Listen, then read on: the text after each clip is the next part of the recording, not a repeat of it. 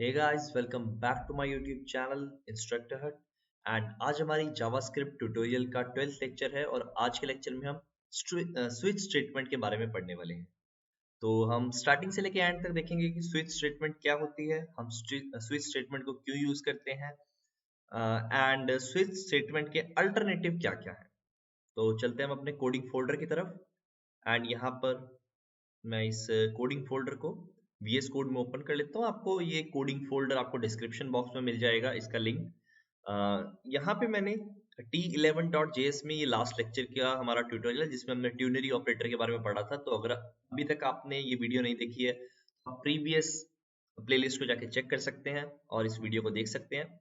मैं यहाँ पे एक न्यू फाइल क्रिएट कर देता हूँ T12.js के नाम से, और आज की कोडिंग हम इसके अंदर करने वाले हैं। तो मैं यहाँ पे T12.js को कनेक्ट कर देता हूँ एंड इसको मैं अपने ब्राउजर में ओपन कर लेता हूँ। मैं यहाँ पे इसको पिन कर देता हूँ एंड देन हम यहाँ पे इसको साइड बाय साइड कोडिंग के साथ ओपन कर लेते हैं। Now what is switch statement? जैसे कि हमने इफ एल्स स्टेटमेंट में पहले पढ़ा है कि हम इफ एल्स में क्या कर सकते हैं, मल्टीपल कंडीशंस दे सकते हैं एंड उन मल्टीपल कंडीशंस के बेस पे हम कोई स्टेटमेंट को रन करवा सकते हैं। जैसे कि हमने एक इफ स्टेटमेंट दी कि अगर ये चीज ट्रू है तो यहाँ पे इसको रन कर दो, एंड अगर ट्रू नहीं है तो एल्स में ये पार्ट रन कर दो। तो वहां पे हमें multiple conditions if else if then else कुछ इस टाइप से हमें देनी पड़ती है। यहाँ पे उसका काम करने का एक और तरीका है, यहाँ पे हम स्विच स्टेटमेंट का यहाँ पे यूज कर सकते हैं। तो यहाँ पे मैं एक सिंटेक्स लिखता हूँ स्विच, एंड देन हमें यहाँ पे क्या पास करना है, हमें यहाँ पे पास करनी है स्टेटमेंट। स्टेटमेंट कह सकते हैं, कंडीशन कह सकते हैं। मैं यहाँ पे एक फर्स्टली यहाँ पे हम एक वेरिएबल डिफाइन कर लेते हैं, var a is equal to मैं 10 पास कर देता हूँ। एंड यहाँ पे हम स्टेटमेंट कुछ पास कर सकते हैं, जैसे कि मैंने यहाँ पे a पास कर दिया अभी के लिए, सिंपलिसिटी के लिए मैंने यहाँ पे a पास कर दिया। तो मैं यहाँ पे अंदर चेक करवाऊंगा कि क्या है a की वैल्यू। तो यहाँ पे स्विच के बाद हमने यहाँ पे अंदर जो कंडीशन दी है उसके बाद हमें यहाँ पे इस स्विच के अंदर देने होते हैं केसेस, कि जिस केस के साथ ये मैच होगा उस केस के नीचे वाली जो स्टेटमेंट होगी वो रन हो जाएगी। तो मैं यहाँ पे पहले केस बनाता हूँ एक। तो मैं यहाँ पे केस में लिख देता हूँ 5। ये 5 का यहाँ पे ये मतलब होगा कि 5 ये a के साथ मैच करके देखेगा कि क्या 5 a के साथ मैच हो रहा है। तो अभी इस केस में नहीं हो रहा है, बट मैं यहाँ पे स्टिल एक केस बना देता हूँ। हम यहाँ लगाएंगे कॉलन और नीचे लिखेंगे इसके एक स्टेटमेंट। हम यहाँ पे लिख देते हैं डॉक्यूमेंट डॉट राइट। यहाँ पे डॉक्यूमेंट डॉट राइट करके यहाँ पे 5 को ही प्रिंट करवा देता हूँ, सिंपल। मैंने यहाँ पे 5 को प्रिंट करवा दिया। देन हमें यहाँ पे एक और स्टेटमेंट लगानी है। स्टेटमेंट का यहाँ पे मतलब है ब्रेक। यहाँ पे मेरे को एक ब्रेक लगाना है। अब ये ब्रेक लगाना क्यों बेनिफिशियल है यहाँ पे हम ये देखेंगे। इससे पहले मैं यहाँ पे एक बार के लिए सिर्फ ब्रेक को हटा देता हूँ। अभी के लिए मैं यहाँ पे ब्रेक को हटा देता हूँ और मैं यहाँ पे 2 से 3 केसेस बना देता हूँ। मैं यहाँ पे एक और केस बनाता हूँ जिसमें मैं लिख देता हूँ 6। हम यहाँ पे डॉक्यूमेंट डॉट राइट करवा देते हैं। हम अभी लास्ट में ये भी देखेंगे कि ब्रेक क्या हमें बेनिफिट दे रहा है जिसकी वजह से हमें ब्रेक लगाने की जरूरत है। मैं यहाँ पे एक और केस बना देता हूँ, केस मैं यहाँ पे दे देता हूँ इसकी वैल्यू 7। मैं यहाँ पे कर लेता हूँ डॉक्यूमेंट डॉट राइट 7 को प्रिंट। देन मैं यहाँ पे कर लेता हूँ एक और केस बना लेता हूँ, केस 8, और इसमें हम कर देते हैं डॉक्यूमेंट डॉट राइट 8 को प्रिंट।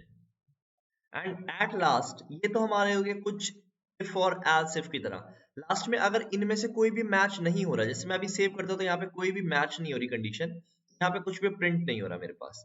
बट अगर मैं यहाँ पे क्या करूँ, मैंने यहाँ पे चाहता हूँ कि अगर कुछ भी मैच ना हो तो एक ऐसी वैल्यू तो होनी चाहिए ना जो प्रिंट हो ही हो, like else part. Else part हम यहाँ पे कैसे देते हैं, हम यहाँ पे देते हैं डिफॉल्ट।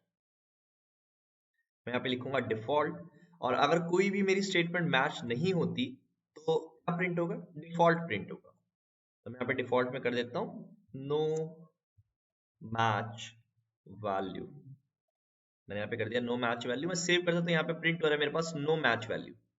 अब हम कुछ ऐसा करते हैं कि हम यहाँ पे ना कुछ कंडीशन को सेम करते हैं, लाइक मैं यहाँ पे 5 कर देता हूँ, जिसका मतलब क्या होगा, यहाँ पे पहली जो मेरी कंडीशन है वो ट्रू हो जाएगी। तो मैं यहाँ पे सेव करता हूँ।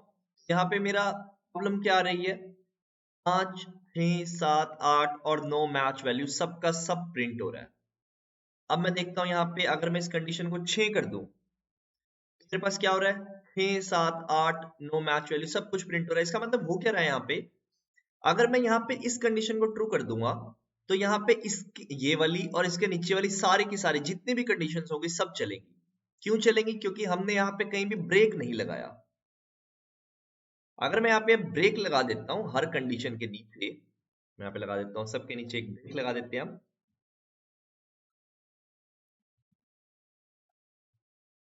एंड इसके नीचे भी हम एक ब्रेक लगा देंगे। अब अगर मैं यहाँ पे सेव करता हूं तो हो क्या रहा है यहाँ पे, अब हम देखते हैं पहले क्या हो रहा था और अब क्या हो रहा था। जैसे कि मैं पहले 6 दे रहा था बिना ब्रेक के, तो हो क्या रहा था, जब ये केस ट्रू हो रहा था तो ये वैल्यू चल रही थी। देन यहाँ पे कोई भी ब्रेक, मतलब ये इस कंडीशन से बाहर नहीं आ रहा था, ये आगे चली जा रहा था कि ये कंडीशन भी चल रही थी, ये कंडीशन चाहे वो मैच हो या ना हो वो कंडीशन रन करेगी ही करेगी। बट जो सबसे पहले हमने देखा था डिफॉल्ट वाला जिसमें रन कर रहा था, डिफॉल्ट के नीचे कोई भी कंडीशन नहीं है, तो इसने सिर्फ डिफॉल्ट का रन किया। अगर इसके नीचे और कुछ भी होता तो ये उसको भी रन करता। बट अगर हम यहाँ पे ब्रेक लगा देते हैं तो ब्रेक लगाने के बाद क्या होता है, मान लो मेरी पहली ये कंडीशन अगर मैं 5 को यहाँ पे करूं, ए मेरा 5 है, देन यहाँ पे मेरा ये वाला केस रन होगा, ये प्रिंट होगी वैल्यू, देन यहाँ पे ब्रेक के बाद क्या होगा, ब्रेक से ये बाहर आ जाएगा और यहाँ पे नीचे वाली कोई भी स्टेटमेंट रन नहीं करेगी। मतलब यहाँ पे पहला ही केस अगर मैच हो गया तो नीचे वाली कोई भी स्टेटमेंट रन नहीं होगी। अगर मेरा ये वाला केस मैच हो गया तो ना ऊपर वाली कोई वैल्यू चलेगी ना नीचे वाली कोई चलेगी वैल्यू। तो यहाँ पे ये है हमारा switch statement. Thanks for watching this video, do like and subscribe.